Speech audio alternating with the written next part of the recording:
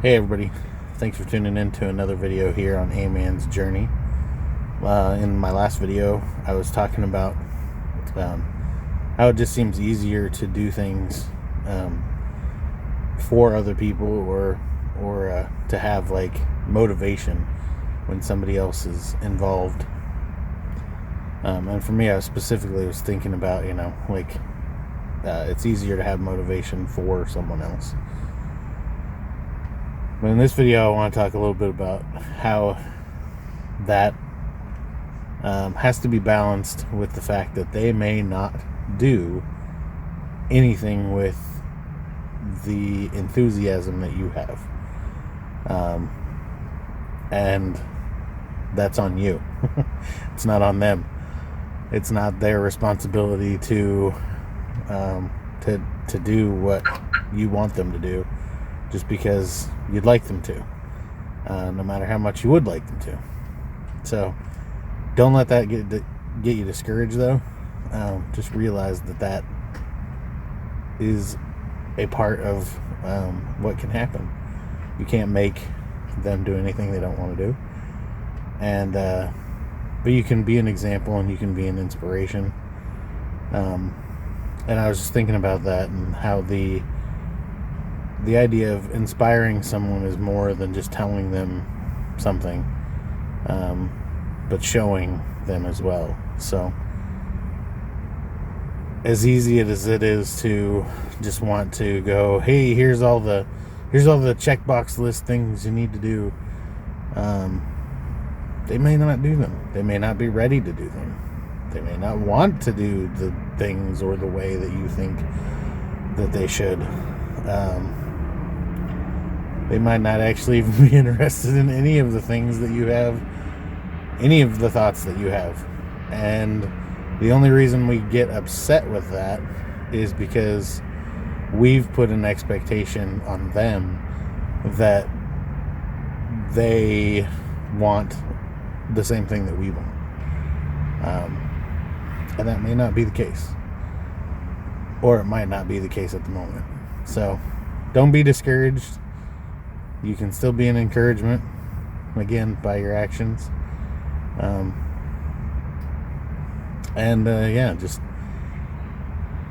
get out there, encourage people by your lifestyle. Don't get down when people don't act how you think they should. Love them anyway, and inspire them anyway.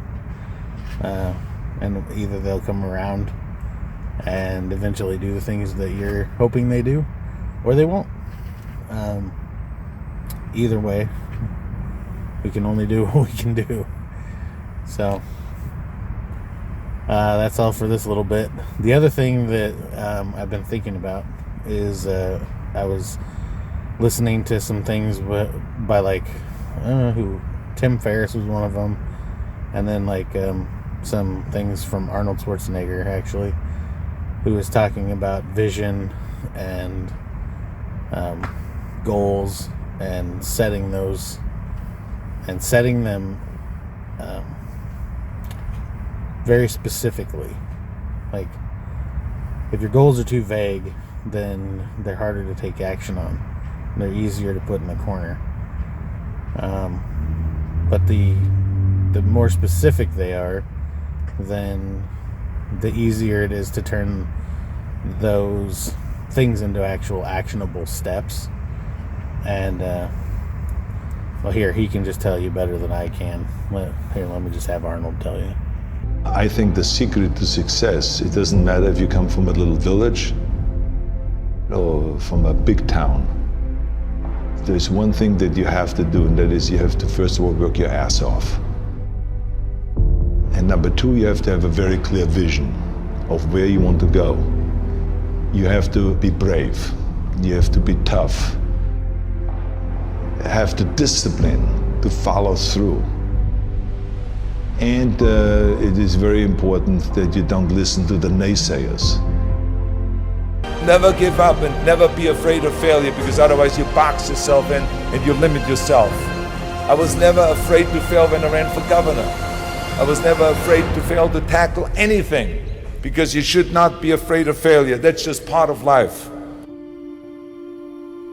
Work your ass off. There is no magic pill. There is no magic out there. I'm a big believer in there is no such thing as a self-made man. Because so many times people say that you're a self-made man, you're the perfect example of the American dream and this and that. And these are all great compliments, but the reality is, as I always said, that you can call me anything you want. You can call me Arnie, Schwarzi, Governator, Schnitzel, whatever you want to call, but don't ever call me self-made man. Because I would not be here if I wouldn't have had parents that were dedicated and gave us the love and the affection and the discipline and all of the stuff right from the beginning. I wouldn't be here if I wouldn't have had the help from so many bodybuilders in Graz that helped me. Then all the way to Munich, Albert Busek, then Joe Weider that brought me to America. He brought me to America and he gave me the confidence. He paid for the first apartment in South America. Without that, I wouldn't have made it. So how can I say that I'm a self-made man? Including when I was governor, I had 5 million people voting for me. Every one of those people that voted for me helped me to become governor. How can I say that I made myself, right? So this would be nonsense, ludicrous.